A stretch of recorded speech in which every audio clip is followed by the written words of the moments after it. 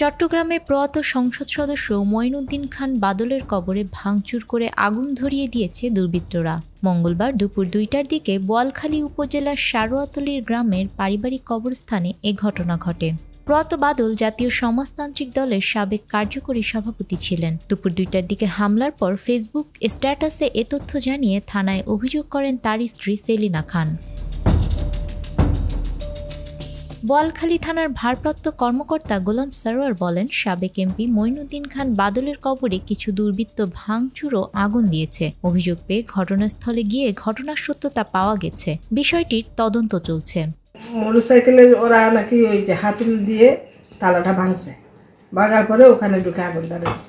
তাহলে এই ৫-৭ মিনিটের মধ্যে ২টা ক্লাবসেবল গেটের মতো এগুলো ভাঙা, কবরে আগুন দেওয়া, কবর ভাঙা, এগুলো উইদাউট ট্রেন্ড অফ ম্যান ছাড়া কারো পক্ষে সম্ভব।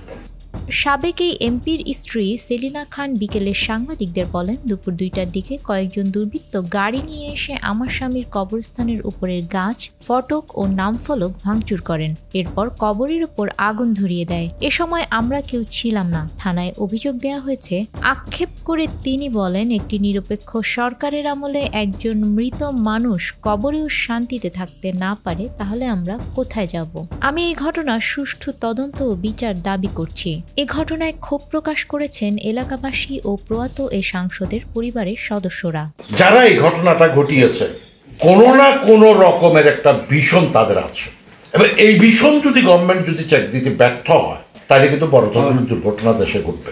তা আমি বিকাল ৫টা সাড়ে ৫টার দিকে আবার বাইক নিয়ে দিকে যাচ্ছিলাম, তো শুনতেছি মানে এখানে আগুন ধরাই দিছে।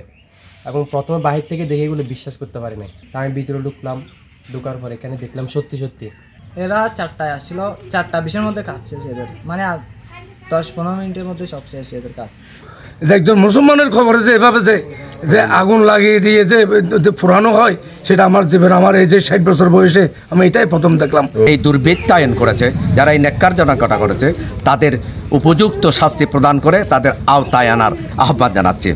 মঈনুদ্দিন খান বাদল ২০০৮ সালে নবম জাতীয় সংসদ নির্বাচনে চট্টগ্রাম ৮ আসনে আওয়ামী লীগ নেতৃত্বাধীন মহাজোট থেকে প্রথমবার সংসদ সদস্য নির্বাচিত হন। এরপর ২০১৪ সালে ১০ম ও ২০১৮ সালে একাদশ সংসদ নির্বাচনেও সংসদ সদস্য নির্বাচিত হন তিনি। ২০১৯ সালের ৭ নভেম্বর তিনি মারা যান। সারোয়াতলীর বাড়ির পাশে তাকে কবর দেয়া হয়।